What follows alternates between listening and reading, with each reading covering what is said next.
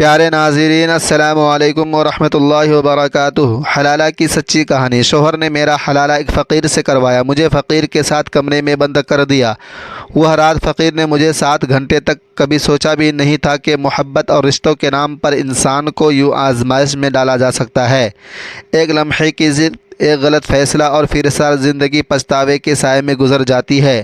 میں ماہم ہوں اور یہ میری کہانی ہے، جس میں محبت کے نام پر میلا دھوکہ، رشتوں کے نام پر ملا زہر اور حلالہ کے نام پر سہنا پڑا عذاب۔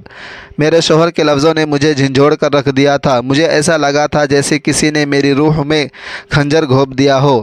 یہ لفظ نہیں بلکہ میرے کردار پر گالی تھی۔ میں خالی نظروں سے اپنے شوہر کو دیکھ رہی تھی۔ کچھ لمحے جیسے ہم دونوں کے درمیان ٹھہر سے گئے تھے اور پھر آفاق کو ہوش آیا تھا۔ وہ ایک دم ہی میرے قدموں پہ بیٹھ گئے، کہنے لگے، میں سچ کہہ رہا ہوں ماہم، میں نے جان بوجھ کر ایسا کچھ نہیں کیا۔ پتہ نہیں مجھے غصے میں کیا ہو گیا تھا کہ میرے منہ سے یہ لفظ ادا ہو گئے۔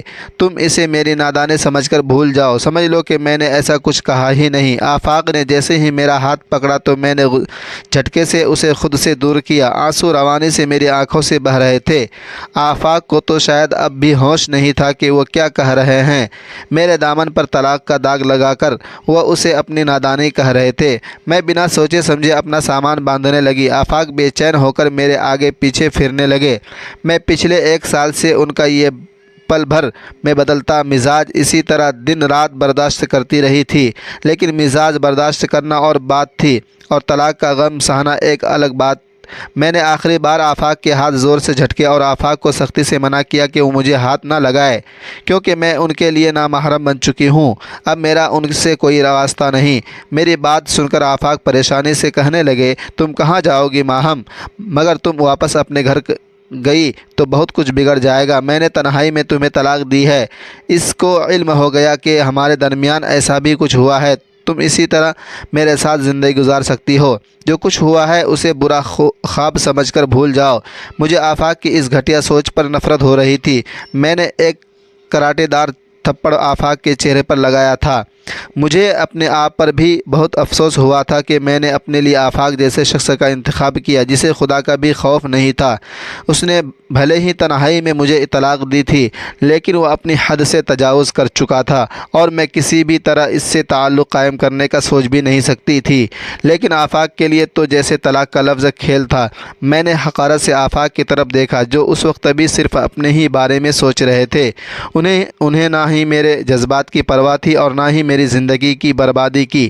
وہ جانتے تھے کہ اگر میں اپنے گھر چلی گئی اور ہمارے طلاق کی خبر سنائی تو کیا ہوگا، اور اسی بات کا انہیں خوف تھا۔ اس لیے اس سے پہلے کہ میں کچھ اور سوچتی، دروازے پر زور سے دستک ہونے لگی۔ آفاق نے میرا سامان میرے ہاتھ سے لے کر کمرے میں رکھ دیا اور خود دروازے پر چلے گئے۔ دروازے پر ایک جوان فقیر کھڑا تھا۔ آفاق کو دیکھتے ہی اس نے اپنا کٹورا آگے کر دیا، کہنے لگا، مجھے بس کچھ کھانے کو دے دو، اس کے سوا اور کچھ نہیں چاہیے۔ خدا تمہاری ساری پریشانیاں دور کرے گا۔ اس فقیر کی بات سن کر آفاق نے پلٹ کر ایک نظر مجھ پر ڈالی اور پھر اس فقیر سے کہنے لگے کہ میں تمہیں کھانے کو بھی دوں گا اور بہت سارا پیسہ بھی بدلے میں۔ تمہیں میری ایک مدد کرنی ہوگی۔ آفاق کی بات سن کر فقیر چونک گیا اور ساتھ میں ہی حیرانی سے انہیں دیکھنے لگی۔ ایک فقیر سے آفاق کو کیا کام پڑ گیا ہے، اور وہ بھی اس نازک وقت پر جب ہمارا رشتہ داؤ پر لگا ہوا تھا اور سب کچھ بکھر گیا تھا۔ فقیر کہنے لگا، صاحب جی، میں تو کام کرنے کو راضی ہوں، مگر کوئی مجھے کام ہی نہیں دیتا۔ آپ ہی بتائیں کہ کیا کام کرنا ہے، میں خوشی کروں گا۔ آفاق نے آہستہ سے فقیر کے کان میں کوئی بات کہی، جس سے سن کر فقیر کا چہرہ عجیب ہو گیا اور وہ کہنے لگا کہ صاحب جی، کیا مجھ سے مذاق کر رہے ہیں؟ آفاق کہنے لگا، میں تجھ سے مذاق کیوں کروں گا؟ میں تجھے منہ مانگی رقم دوں گا، بس تو میرا یہ کام کر دے۔ فقیر مسکرایا اور کہنے لگا، یہ تو کوئی مشکل کام ہی نہیں ہے، وہ یہ کام کرنے کو راضی ہے۔ میں ان دونوں کے درمیان ہونے والی بات چیت کو حیرانی اور پریشانی سے سن رہی تھی، کیونکہ بات اب تک میرے پلے نہ پڑی تھی۔ جیسے ہی اس فقیر نے ہاں بھری، آفاق میری طرف پلٹے اور کہنے لگے، لو، میں نے تمہاری مشکل کا حل نکال دیا ہے۔ تمہیں مجھ سے اب رشتہ رکھنا ناجائز لگ رہا تھا، اس لیے میں نے ایک جائز رشتہ تلاش کر لیا ہے۔ مجھے اب بھی سمجھ نہیں آئی تھی کہ آفاق کیا کہنا چاہ رہے ہیں، اور پھر آفاق نے ایک ایسے بات کہی جسے اسے سن کر میرے رونگٹے کھڑے ہو گئے۔ میں نے فوراً نفی میں سر ہلایا اور صاف لفظوں میں کہا کہ یہ کسی طرح ممکن ہی نہیں ہے، میں یہ سب نہیں کر سکتی ہوں اور نہ ہی اس طرح یہ جائز ہوگا۔ آفاق میرا ہاتھ سختی سے پکڑ لیا، کہنے لگا کہ اگر تم نے یہ دہلیز پار کی تو سب کچھ ہمیشہ کے لیے برباد ہو کر رہ جائے گا، اور یہ بات تم بھی اچھی طرح جانتی ہو کہ صرف ہمارا ہی گھر نہیں بلکہ اور بھی کئی گھر تباہ ہو جائیں گے۔ آفاق جانتا تھا کہ یہ ایک ایسی بات ہے جس پر میں ہمیشہ ہار جاتی ہوں، اور اسی بات کی وجہ سے تو میں پچھلے 2 سال سے انہیں برداشت کر رہی ہوں۔ میں آنسو بہاتی آفاق کا چہرہ دیکھ رہی تھی۔ جس طرح آفاق نے طلاق کو کھیل سمجھا تھا، اسی طرح اس نے حلالہ کو بھی کھیل بنا دیا۔ آفاق چاہتا تھا کہ میں اس فقیر سے نکاح کر لوں اور پھر وہ اس فقیر کو بہت سارے پیسے دے کر مجھے اس سے آزاد کروا کر دوبارہ اس سے شادی کر لے۔ میری نظر میں یہ حلالہ نہیں بلکہ گناہ تھا، لیکن میں آفاق کی بلیک میلنگ میں آ گئی تھی۔ میں خود تو تباہ ہو گئی تھی، اب یہ نہیں چاہتی تھی کہ میری وجہ سے دوسری بھی اجڑ جائے۔ یوں بھی آفاق سے شادی کا فیصلہ سراسر میرا اپنا تھا، ورنہ میرے گھر والوں نے تو مجھے روکنے کی بہت کوشش کی تھی۔ نہ چاہتے ہوئے بھی میں نے وہاں ہاں بھر لی اور آفاق سے کہا کہ پہلے میں عدت کے دن گزاروں گی اور پھر اس فقیر کے ساتھ نکاح کروں گی۔ مجھے راضی ہوتا دیکھ کر آفاق خوش ہو گئے۔ ان کے لیے تو یہی بات غنیمت تھی۔ ہمارے طلاق کی خبر اس 4 دیواری میں ہی رہنے والی تھی اور میں انہیں دوبارہ طلاق کے بعد واپس مل جاتی۔ اس فقیر کے ساتھ ساری بات چیت کر کے آفاق نے اسے کچھ نوٹ پکڑائے اور یہ کہہ کر بھیج دیا کہ جب میری عدت مکمل ہو جائے تو وہ آ کر مجھ سے نکاح کر سکتا ہے۔ فقیر واپس چلا گیا تھا اور میں وہی صحن کے بیچوں بیچ بیٹھ گئی تھی۔ میں نے جذبات میں آ کر آفاق سے شادی کا جو فیصلہ لیا تھا، آج اس پر مجھے پوری طرح پچھتاوا تھا، لیکن میرے پاس افسوس کے علاوہ اور کوئی راستہ نہیں تھا کہ میں ساری زندگی آفاق جیسے انسان کو برداشت کروں۔ آفاق میرے پاس ہی بیٹھ گیا اور کہنے لگا، ماہم زیادہ سوچنے کی ضرورت نہیں ہے، ہم انسان ہیں اور ہم سے خطا ہو جاتی ہے، تو اس کا یہ مطلب تو نہیں کہ تم مجھے اتنی بڑی سزا دو گی کہ ہمیشہ کے لیے چھوڑ کر چلی جاؤں۔ آفاق جیسے جیسے اپنے خیالات بیان کر رہا تھا، مجھے اس سے گھن محسوس ہو رہی تھی۔ مجھے پہلی دفعہ یہ احساس ہوا کہ میں نے واقعی ایک بہت غلط شخص کا انتخاب کیا ہے، جس سے نہ ہی رشتوں کی اہمیت کا احساس ہونا ہی دین کی کوئی سمجھ۔ آفاق کی بات کا جواب دیے بغیر میں اپنے کمرے میں چلی آئی تھی اور دروازہ اندر سے بند کر لیا تھا۔ مجھے لگا تھا کہ میرے لیے قیامت آ چکی ہے، لیکن مجھے یہ معلوم نہیں تھا کہ اب آنے والا ہر دوست میرے لیے قیامت بننے والا تھا۔ اگلی صبح آفاق معمول کے مطابق اپنے کام پر چلا گیا۔ میں اس کے جانے کے بعد ہی اپنے کمرے سے نکلی تھی اور اب گھر میں اکیلی تھی، آنسو بہاتی ہوئی گھر کے کام کاج نمٹا رہی تھی کہ جب بھی دروازہ زور زور سے بجنے لگا اور دروازہ کھولتے ہی میری جان نکل گئی، کیونکہ سامنے وہی جوان فقیر کھڑا مسکرا رہا تھا۔ میں نے اپنا چہرہ دوپٹے سے چھپایا ہوا تھا۔ وہ فقیر میری طرف کٹورا بڑھا کر کہنے لگا کہ تھوڑا سا کھانا دے دو۔ مجھے اچھی طرح یاد تھا کہ کل ہی آفاق نے کئی ہزار روپے اسے پکڑائے تھے، تو پھر آج وہ صبح صبح کھانا مانگنے کیوں آیا تھا؟ یہ بات سمجھ نہیں آئی تھی۔ گھر میں اس وقت کھانے کے لیے بھی کچھ نہیں تھا، کیونکہ میں اپنے کمرے سے ہی دیر سے نکلی تھی، اس لیے میں نے بنا کچھ کہے ہی دروازہ بند کر دیا۔ وہ فقیر بہت ہی عجیب انسان تھا، واپس جانے کے بجائے دروازے سے لگ کر ہی بیٹھ گیا اور ہر تھوڑی دیر بعد صدا لگاتا کہ مجھے بھوکے کو کھانا تو کھلا دو۔ مجھے اس کے وجود سے خوف آ رہا تھا۔ کہنے لگا، وہ دروازے کے باہر تھا، لیکن میں گھر میں کام کرتی ہوئے بھی ڈر رہی تھی۔ آفاق میرے لیے کیا کم پریشانی کا سبب تھا جو اس فقیر کو بھی میرے سر پر مسلط کر دیا گیا تھا۔ جیسے کھانا تیار ہوا، میں نے سوچا کہ تھوڑا بہت اس فقیر کو دے کر اس سے جان چھڑا لیتی ہوں۔ یہی سوچ کر میں نے اسے دروازہ کھول کر تھوڑا سا کھانا دے دیا، اور واقعی اس کے بعد فقیر نے نہ کوئی صدا لگائی تھی، نہ ہی وہ میرے دروازے کے باہر بیٹھا رہا تھا۔ لیکن رات کے وقت وہ پھر آ گیا تھا، اور پتہ نہیں اس کی آفاق کے ساتھ کیا بات ہوئی تھی کہ آفاق نے اسے سونے کے لیے ہمارے ہی گھر میں جگہ دے دی تھی، اور پھر ہر روز ایسا ہی ہونے لگا۔ وہ صبح گھر سے نکل جاتا، دوپہر کے وقت دروازے پر آتا، اور جب تک کھانے کے لیے کچھ نہ دیتی ہوں مجھے آوازیں لگاتا رہتا۔ میں جلدی اسے کھانا دے کر فارغ کر دیتی، اور پھر وہ رات گئے گھر لوٹ کر آتا اور آفاق اسے صحن میں ہی سلا دیتا۔ مجھے سمجھ نہیں آ رہی تھی کہ اس فقیر کو اپنے گھر سلانے کی کیا ضرورت تھی، لیکن نہ ہی میں آفاق سے بات کر رہی تھی اور نہ ہی مجھے اس فقیر سے کوئی لینا دینا تھا۔ اس لیے جو کچھ میرے ارد گرد ہو رہا تھا میں اسے خاموشی سے برداشت کر رہی تھی۔ میری عدت کے چند مہینے بہت تیزی سے گزر گئے تھے۔ نہ ہی مجھے میرے مائکے جانے دیا اور نہ ہی طلاق کی خبر کسی کو ہونے دی تھی۔ اور پھر عدت کے بعد آفاق نے مجھے اپنے سامنے بٹھا لیا اور کہنے لگے کہ آج رات ہی میں تمہارا اس فقیر سے نکاح کروا دوں گا اور کل ہی تم اس سے طلاق لے لینا۔ آفاق کی بات سن کر میں نے کہا کہ میں اس فقیر کے ساتھ ایک پل بھی نہیں گزار سکتی۔ میں تمہارے کہنے پر اس سے نکاح کر رہی ہوں، لیکن اس کے ساتھ کوئی تعلق قائم کرنا میرے لیے ممکن نہیں ہے۔ میں نہیں جانتی کہ کس طرح کا حلالہ ہے، یہ جائز ہے یا نہیں، لیکن وہ سب کچھ نہیں کر سکتی جو تم چاہتے ہو۔ آفاق مسکرا کر کہنے لگا، میری جان تم فکر نہ کرو، جیسا تم چاہو گی ویسا ہی ہوگا۔ میرے لیے تو اتنا ہی سب بہت ہے کہ تم نے اتنے مہینے اس راز کو اپنے سینے میں ہی دفن کر رکھا ہے اور ہمارے رشتے کو نئی زندگی دینے کے بارے میں سوچا ہے۔ اور جیسے ہی میری عدت مکمل ہوئی تو آفاق میں اس رات اس فقیر کو گھر بلا کر اس کے ساتھ میرا نکاح پڑھا دیا۔ وہ فقیر میرے سامنے بیٹھا تھا۔ آج وہ تھوڑا تیار ہو کر آیا تھا اور اس کا حلیہ روزانہ کی طرح میلا نہیں تھا۔ آفاق نے کھانا لگا دیا۔ کھانا اس نے باہر سے منگوایا تھا اور اس فقیر سے کہنے لگا کہ تم روز کھانا مانگتے ہو، آج ہمارے ساتھ ہی بیٹھ کر کھانا کھاؤ۔ مجھے بالکل بھی بھوک نہیں تھی، لیکن آفاق کے مجبور کرنے پر میں نے ان دونوں کے ساتھ خاموشی سے کھانا کھا لیا۔ کھانے کے بعد آفاق نے خود ہی جلدی سارا دسترخوان سمیٹ دیا اور اس سے پہلے کہ ہمارے درمیان طلاق کی کوئی بات ہوتی، آفاق کا فون بجنے لگا اور وہ کمرے سے نکل گیا۔ لیکن اس وقت مجھ پر قیامت ٹوٹ پڑی جب جاتے جاتے آفاق نے کمرے کا دروازہ باہر سے بند کر دیا۔ مجھے سمجھ نہیں آیا تھا کہ آفاق نے ایسا کیوں کیا ہے۔ میں ایک دم پریشان ہو گئی تھی۔ میں نے آفاق کو آواز لگائی تو باہر مکمل خاموشی تھی۔ آفاق پلٹ کر کوئی جواب نہ دیا تھا۔ ایسا لگ رہا تھا جیسے وہ گھر میں موجود ہی نہ ہو۔ آفاق کی غیر موجودگی سے میری جان نکل گئی۔ مجھے سارا کمرہ گھومتا ہوا محسوس ہوا تھا اور میں ایک دم ہی چکر کھا کر گر پڑی تھی۔ مجھے کچھ ہوش نہیں رہا تھا اور جب مجھے ہوش آیا تو میری دنیا لٹ چکی تھی، کیونکہ میرے ساتھ بہت برا دھوکہ ہوا تھا۔ میرا نام ماہم ہے اور میرا ایک بھائی بڑا بھائی ہے۔ میرے بڑے بھائی کو اپنی ہی کلاس فیلو سے محبت ہو گئی۔ اس لڑکی کا نام مریم تھا اور آصف بھائی نے فیصلہ کیا تھا کہ وہ اس سے ہی شادی کریں گے۔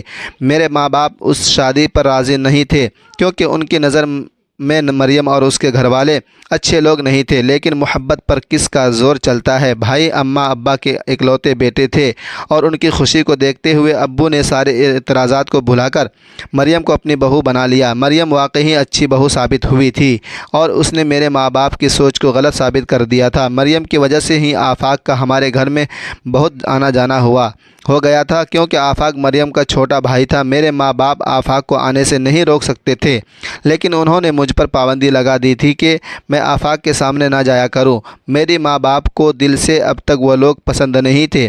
بھائی کی شادی کو 4 مہینے ہی گزرے تھے کہ بھابھی امید سے ہو گئی تھی۔ ان کی طبیعت کچھ ناساز تھی، اس لیے اماں انہیں ڈاکٹر کے پاس لے کر گئی تھی اور اتفاقاً اسی وقت آفاق ہمارے گھر چلا آیا۔ مجبوراً مجھے دروازہ کھولنا پڑا۔ میں آفاق کو کس طرح واپس جانے کا کہتی، وہ بھابھی کا بھائی تھا۔ یہی سوچ کر میں نے اسے ڈرائنگ روم میں بٹھا دیا کہ کچھ ہی دیر میں بھابھی لوٹ آئی۔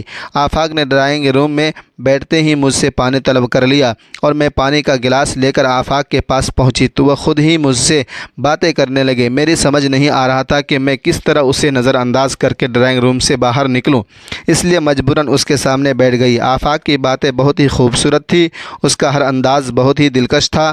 مجھے پتہ ہی نہیں چلا کہ کب میں اس کی باتوں کی سحر میں کون سی گئی اور یہ بات میرے ذہن سے ہی نکل گئی کہ میرے ابا کو یہ بات پسند نہیں آئے گی۔ اماں اور بھابھی جب لوٹ کر آئی تو مجھے آفاق کے ساتھ بیٹھا دیکھ کر امی کے چہرے کا رنگ بدل گیا اور اماں نے آفاق کے جانے کے بعد مجھے اپنے کمرے میں بلا کر سختی سے سمجھایا کہ آج کے بعد آفاق کے سامنے نہ جاؤں، اور مجھے سمجھ نہیں آیا تھا کہ اماں اور ابا کو آخر آفاق اور بھابھی سے کیوں خدا واسطے کا بیر ہو گیا۔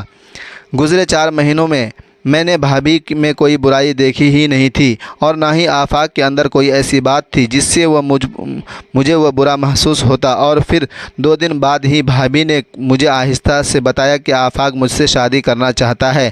یہ سن کر میرا چہرہ شرم سے لال ہو گیا۔ آج تک میری زندگی میں کوئی لڑکا نہیں آیا تھا اور آفاق ہی وہ پہلا لڑکا تھا جس نے نہ صرف مجھے پسند کیا تھا بلکہ شادی کی خواہش کا اظہار بھی کیا تھا۔ میں نے بھابھی سے کہا کہ اماں ابا کبھی راضی نہ ہوں گے۔ بھابھی کہنے لگی کہ تم منع کر تو دیکھو، میرے بھائی میں کوئی برائی نہیں ہے، خود ان سے محبت کرتا ہے اور تمہیں خوش رکھے گا۔ بھابھی کی اماں باقاعدہ رشتہ لے کر اگلے ہی دن ہمارے گھر چلی آئی اور ابا سے پہلے بھابھی نے صاف انکار کر دیا کہ وہ میرا اور آفاق کا رشتہ ہرگز ہی نہیں ہونے دیں گے۔ بھائی کے انکار نے مجھے غصہ دے دیا۔ خود وہ محبت سے مریم کو دلہن بنا لائے تھے، لیکن میرا رشتہ آفاق سے کرتے وقت انہیں ان لوگوں میں خامیاں نظر آ رہی تھی۔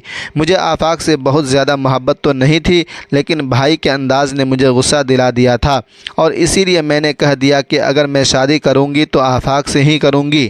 بھابھی نے بھی میری حمایت کی تو بھائی نے ان پر بھی غصہ کیا، لیکن میں کسی صورت اپنی بات سے پیچھے نہ ہٹی۔ میری ضد کو دیکھتے ہوئے بھائی نے بھابھی سے کہا کہ ٹھیک ہے، میں تمہارے بھائی سے اپنی بہن کی شادی کروانے کو تیار ہوں، لیکن اگر کبھی تمہارے بھائی نے اسے کوئی دکھ پہنچایا تو سب سے پہلے میں تمہیں اس گھر سے نکال دوں گا۔ بھابھی راضی ہو گئی اور انہوں نے ہی اماں ابا کو بھی اس رشتے کے لیے راضی کر لیا۔ پھر دیکھتے ہی دیکھتے میں آفاق کی دلہن بن گئی، لیکن میرے ابا اور بھائی نے میرے حق میں ٹھیک ہی سوچا تھا۔ آفاق بالکل ہی میرے قابل نہیں تھا۔ کبھی وہ نوکری پر جاتا تو کبھی نوکری چھوڑ کر بیٹھ جاتا۔ اس کا مزاج پل میں تولا پل میں ماشا ہوتا، کبھی بے انتہا محبت سے پیش آتا، کبھی اس قدر غصے میں ہوتا کہ مجھ پر ہاتھ اٹھاتا۔ میں اس رشتے میں بند کر پوری طرح پھنس چکی تھی، لیکن کبھی میں نے پلٹنے کے بارے میں نہ سوچا، کیونکہ مجھے ڈر تھا کہ میری وجہ سے بھائی اور بھابھی کا گھر بھی خراب نہ ہو جائے، کیونکہ بھابھی اب بھائی کے بچے کی ماں بھی تھی اور اسی خیال نے مجھے باندھ کر رکھا تھا۔ لیکن سارے ظلم اور سختی ایک طرف اور طلاق کا داغ دوسری طرف تھا اور اسی لیے آفاق کے ساتھ رہنا ناممکن ہو گیا، تو میں نے گھر چھوڑنے کا فیصلہ ہی کر لیا۔ مگر ایک دفعہ پھر آفاق نے حلالہ کا راستہ نکال کر مجھے روک لیا تھا، لیکن مجھے معلوم تھا کہ یہ راستہ مجھے جہانوں تو لے جائے گا۔ آفاق مجھے اور اس فقیر کو کمرے میں چھوڑ کر خود باہر سے دروازہ لگا کر نہ جانے کہاں گیا تھا اور میں چکرا کر بے ہوش ہو گئی تھی، اور جب صبح مجھے ہوش آیا تو میری دنیا لٹ چکی تھی، کیونکہ اس فقیر کے دونوں ہاتھ بندھے ہوئے تھے اور میرا بھائی آفاق کے ساتھ میرے سر پر کھڑا تھا۔ آفاق میرے بھائی کے ساتھ مظلومیت کا ناٹک طے ہوئے کہہ رہا تھا کہ آپ کی بہن کا اس فقیر کے ساتھ پہلے ہی دن سے چکر تھا۔ روزانہ یہ فقیر ہمارے دروازے پر چکر کاٹتا اور اکثر تو آپ کی بہن رات کو اسے سونے کے لیے بھی گھر میں بلا لیا کرتی تھی۔ میں نے کبھی اس ڈر سے یہ بات آپ لوگوں کو نہ کہی کہ میری بہن مریم کا گھر خراب نہ ہو جائے، لیکن آپ کی بہن اپنی حرکتوں سے باز نہ آئی، اور جب آپ کی بہن کا دل چند لمحوں کی ملاقاتوں سے نہ بھرا تو کل رات آپ کی بہن نے خود اسے رات گزارنے کے لیے بلا لیا۔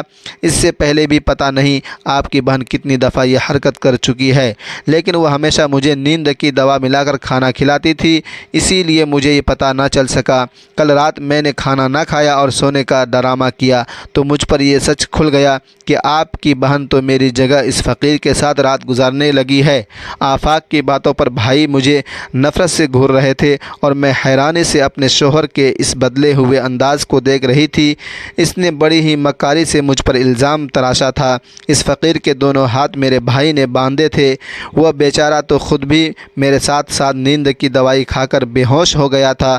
اب آپ نے ان دونوں کو ہی اپنے جال میں پھنسایا تھا۔ وہ مجھے طلاق دے چکا تھا، لیکن پچھتاوا اسے مجھے طلاق دینے پر نہیں تھا، بلکہ اسے اپنی بہن کے گھر کو بچانا تھا۔ مجھ سے تو آفاق کا دل بھر چکا تھا اور اسی لیے اس نے میری عدت کے بہانے پورا منصوبہ تیار کر کے مجھے میرے بھائی کی نظروں میں گرا دیا۔ آفاق بڑی چالاکی سے کہہ رہا تھا کہ بھائی آپ کے چاہے تو اس فروش والوں سے بھی پوچھ سکتے ہیں۔ میری غیر موجودگی میں بھی یہ فقیر سارا دن ہمارے دروازے پر رہتا تھا اور رات ہمارے گھر میں ہی سوتا تھا۔ میں نے گزرے اس 2 سال میں ایک دفعہ بھی اپنے گھر سے آفاق کی کوئی شکایت نہ کی تھی، اس لیے میرے گھر والوں کو اور خاص کر میرے بھائی کو آفاق سے تو کوئی گلہ نہیں تھا، لیکن آفاق نے جس طرح میرے خلاف پورا منصوبہ بنایا تھا، بھائی میرے خلاف ہو گئی تھی۔ خود بندھے ہوئے फ़कीर को 2-4 लात मारने के बाद मुझे ये कह कर चले गए कि आज से तुम्हारा हमसे कोई ताल्लुक़ नहीं। आफाक ने अपना पूरा दिमाग चलाकर अपनी बहन का घर बचा लिया था और मुझे हमेशा के लिए मेरे घर वालों की नज़रों में गिरा दिया था।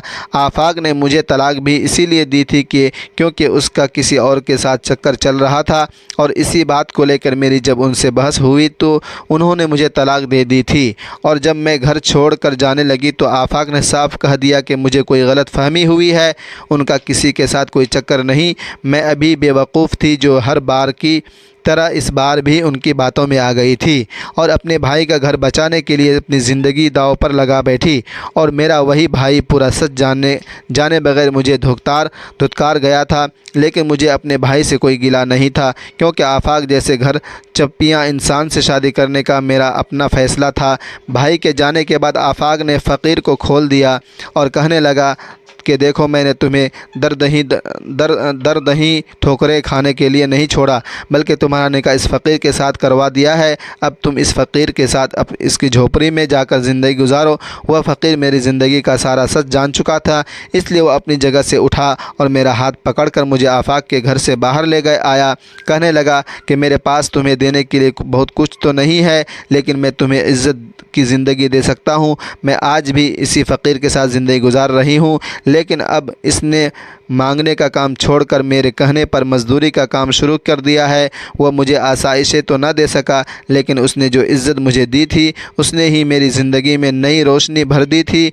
कभी कभी मैं सोचती हूँ कि अगर मैं अपने माँ बाप की बात मान लेती और आफाक के सामने न जाती या अपने भाई के समझाने पर आफाक से शादी का फ़ैसला ना करती तो शायद आज मेरी ज़िंदगी ऐसी ना होती।